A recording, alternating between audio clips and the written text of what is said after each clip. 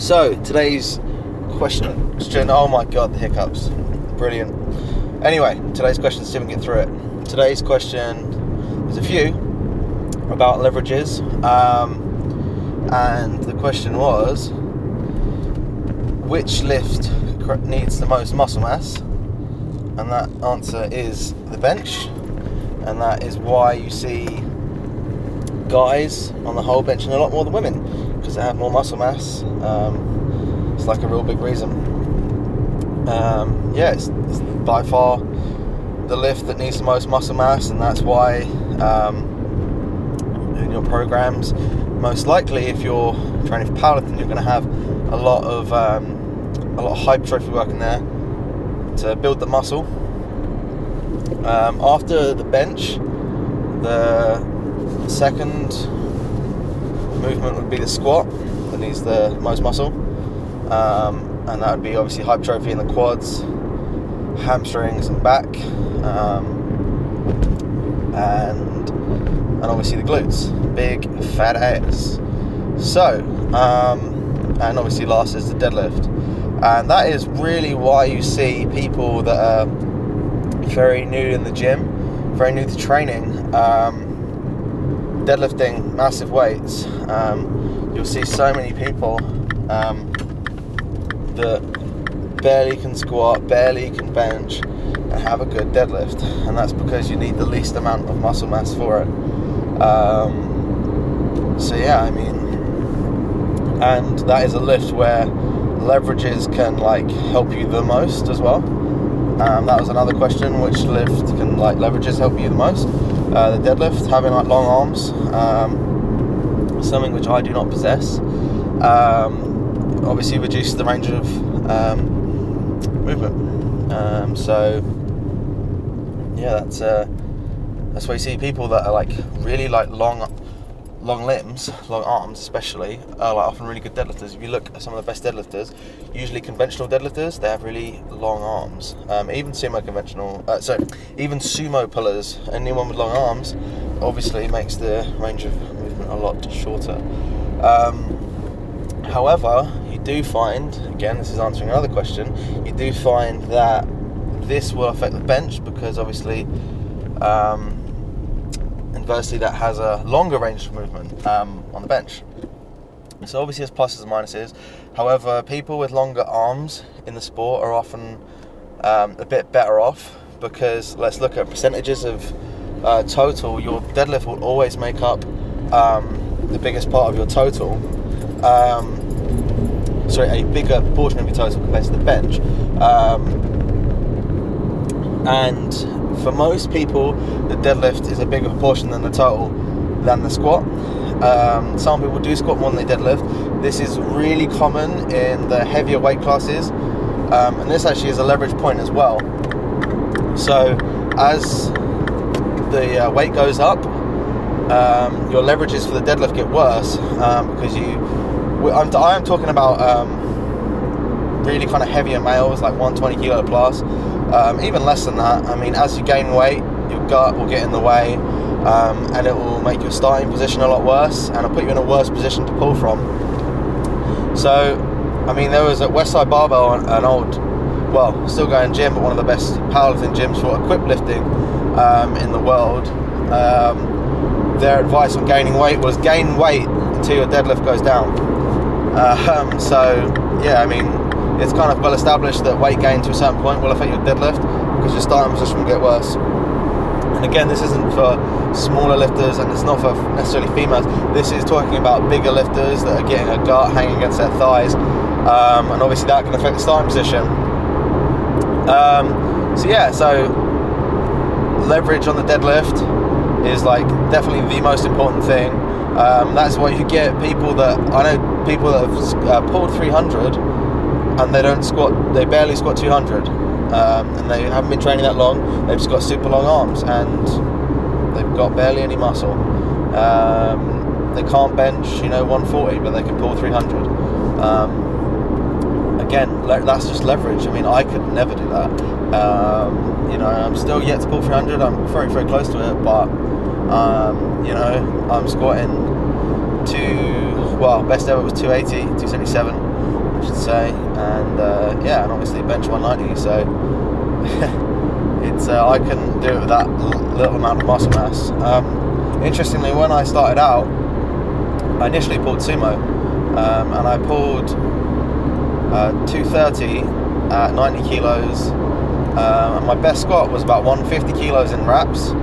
So there you go, it shows right there I had like no muscle mass, like skinny fat, pulled 230, and yeah, like I had like shit squat, and then I remember my squat got up to like 240, 230, and my deadlift was like 240, like it barely moved. So yeah, I mean, but obviously my total went up like 100 kilos, so that was obviously the key, because it was a real big weakness of mine.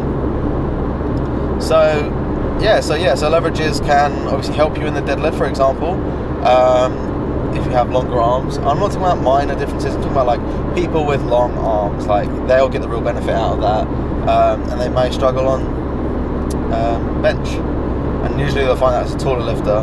But again, the longer arms doesn't really affect the squat, so that's why some of those lifters usually get some of the best totals, is because of their leverages, because the bench will never count for a massive amount of total.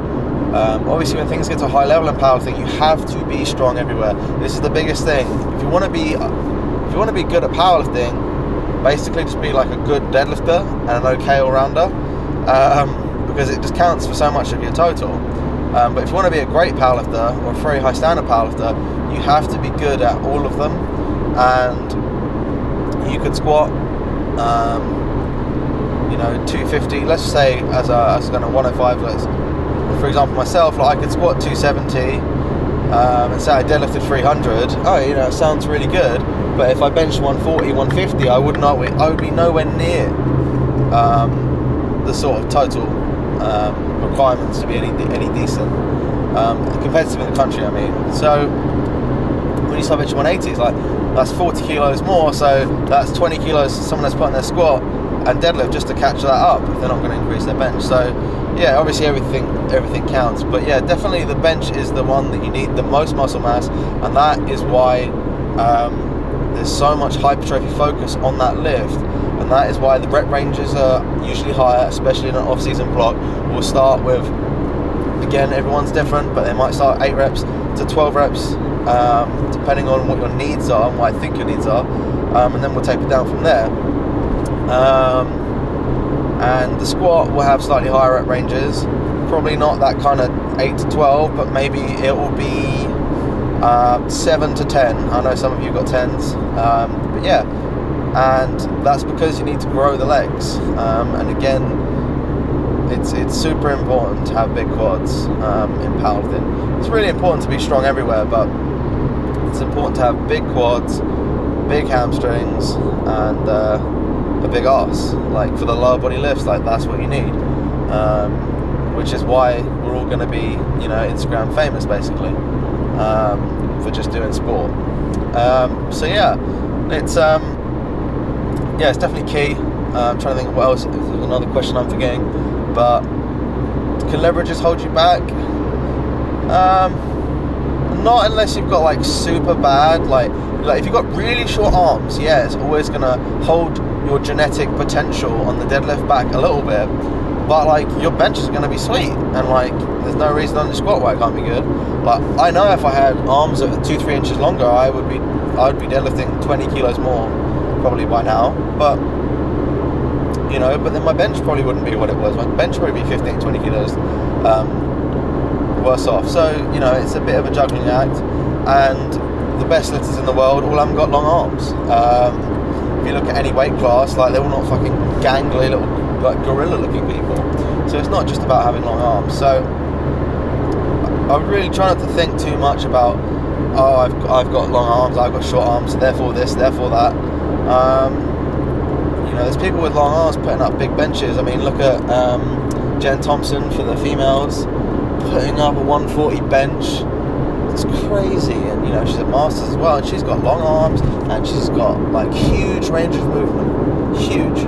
She's still putting up weight.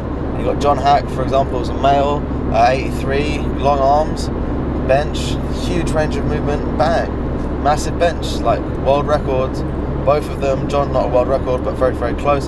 So I mean, it's not just about range of movement. That's fucking key power thing. People always think it's like about reducing the range of movement as much as possible.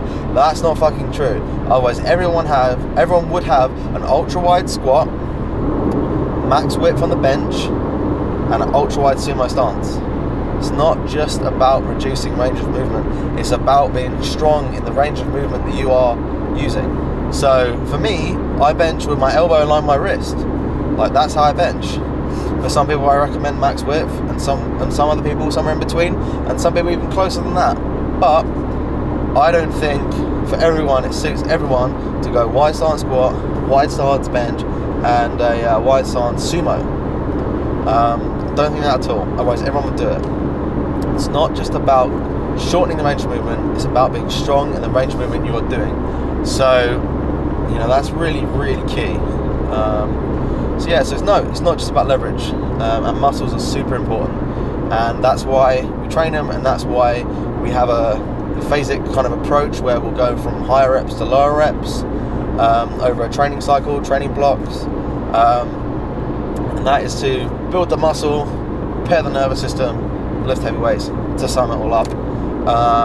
Yeah, I mean, and pretty much everyone's goal is to add more muscle. And if your goal isn't to add more muscle, I would still advocate the same thing, because that is what I believe is best for strength gains long term, is having that phasic structure and increasing muscle mass.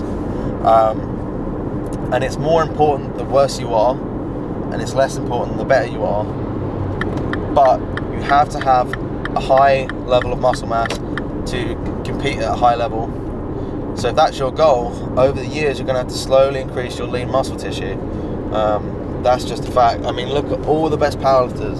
They are all stacked. They've all got muscle, and they all look like they go to the gym. And that's super important. Look like an athlete.